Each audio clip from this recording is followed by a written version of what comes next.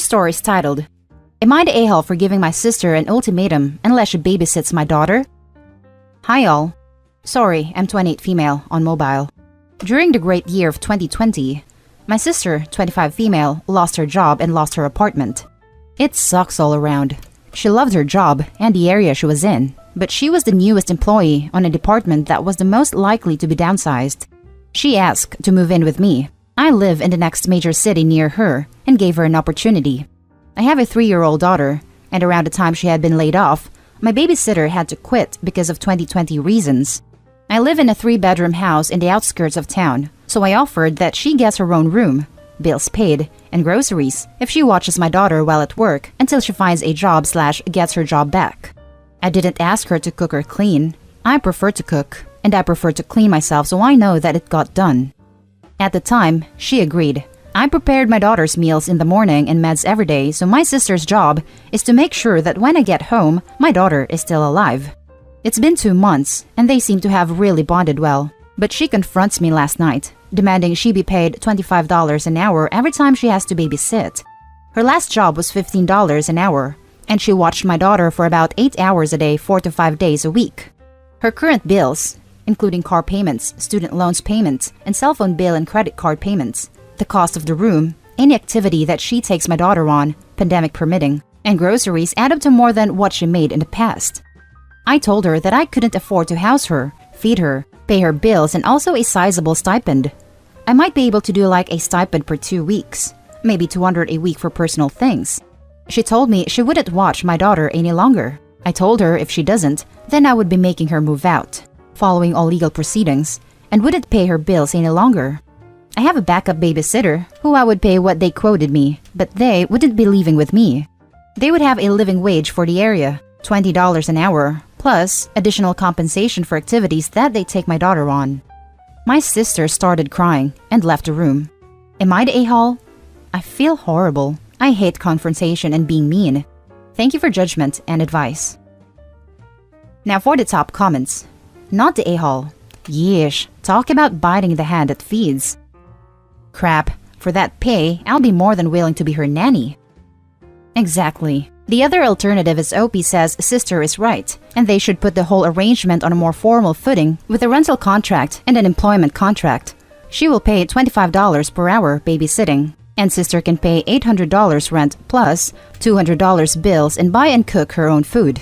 Sister will also have set responsibilities as part of the childcare, which includes preparing the kids' meals and supervising all homework and school pickup. Not the a-hole, she's being completely unreasonable. Do a bit of quick, dirty Googling to find out market rates for renting a single room in someone else's home. Add in the cost of all her monthly bills, plus the amount your grocery bill has increased with her there. Include how much that works out to hourly, the range low to high, based on a 30 to 40 work week. Write it all down, so it's right there on paper for both of you to see. Then explain that this is how much you are paying her to babysit. And if she doesn't like this wage, she's welcome to get out. It is the goddamn height of entitled a-holery to ask your single mom, sister, to house you when you lose your job, pay all of your monthly bills, including credit cards, provide you with food and all the other necessities of life, with no expectations of cleaning or cooking, then be upset that you have to exchange 30 to 40 hours of your life hanging out with a delightful toddler you love dearly for all this. Thank you. Yeah, my husband unfortunately passed away last year. Life hasn't been that great lately. Haha. My daughter is my entire world, and my sister and my daughter love each other. I thought that bringing my sister in, they could bond, and I wouldn't have to worry about pandemic and strangers meeting my daughter. I am one of those folks who gives literally everything to anyone. Probably my fatal flaw. Haha. Thank you for your words. Now for the second story. Am I the a-hole for snapping at sister-in-law over parentification comments? My 29 female daughter, who we'll call Zuzu, is 3 and obsessed with babies. She has told me she wants 700 babies when she grows up, normal, and my wife has joked that going into her room at night is creepy, because in the bed there's like 17 baby dolls and then our actual daughter. Naturally, when her younger sister, 10 months old, was born, Zuzu was over the moon. She came into the hospital room, jumped onto the bed next to me and told me I'm gonna be her new mama. She always wants to help with her sister. For a 3-year-old, That means small things like helping me pick out an outfit for the baby, holding her while she watches TV, helping with feeding the baby, etc. Zuzu is constantly supervised while doing these things because she's 3 and, can see a bird in the window and then all focus is on that. My sister-in-law is solidly child-free, which is fine and her choice. But lately, whenever she's been over and Zuzu has been playing with her sister, which nowadays means putting little sister in a doll stroller and parading her around the house, she has started going on about parentification. She has told us Zuzu will resent us for this, and that kids who are forced to be parents are depressed grown-ups. Yesterday was no different. We were eating lunch and Zuzu asked if she could feed a baby some food.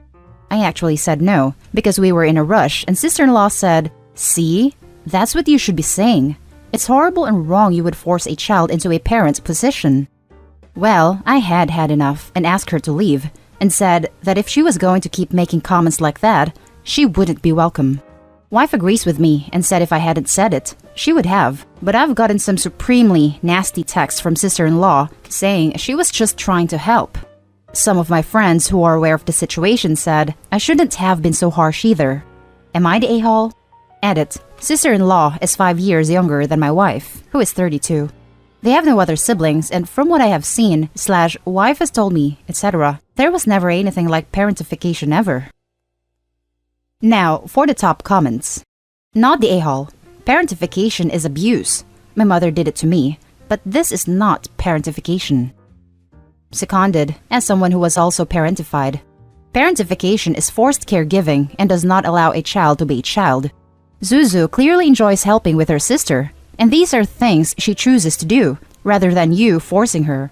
Sister-in-law needs to get a grip. Not the a-hole. Thirded, my brother was parentified and had zero ability to cope with it, because he was only 14.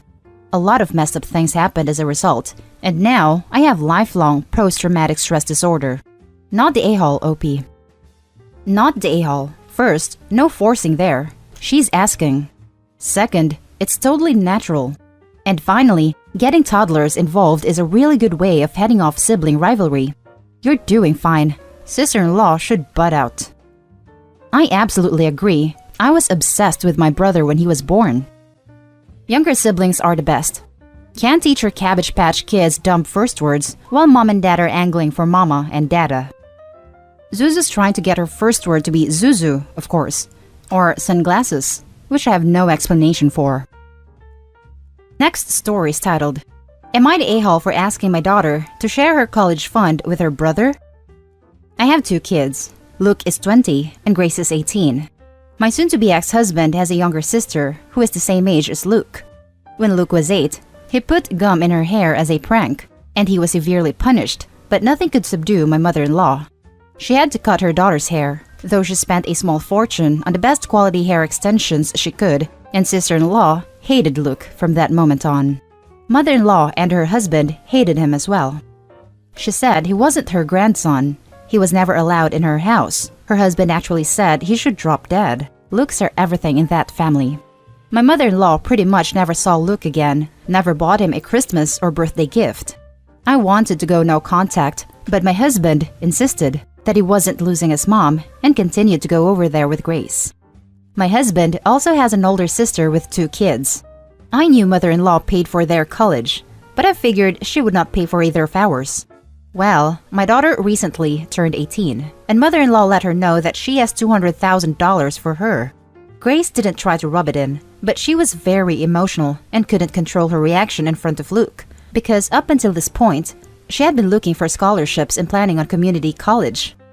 Luke does go to community college while working part-time.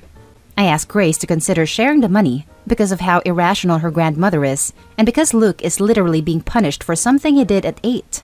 Grace got offended and said she already felt bad for Luke, and that I as the mother should be impartial and not guilt-trip her. My soon-to-be ex also got mad and said I put pressure on her and now she feels uncomfortable. Now for the top comments. You're the a-hole, but not for asking your daughter to share. You're the a-hole for staying in that marriage for so long and allowing your mother-in-law and her family to emotionally abuse your son while favoring his sister in his face. It probably hurt him even more that his own father was allowing it to happen and even encouraged it by still having a relationship with his mother and visiting with your daughter. This is the only "you're the a-hole" I agree with. Her husband, the boy's father, was part of this abusive behavior. Instead of standing up for his son, who was just a little boy at 8 years old, he chose his mother and her terrible behavior, which most likely only enabled it. Could you imagine how that felt to a child? And then you have to live with this man. It's extremely toxic. You're the a-hole. 2 things. 1.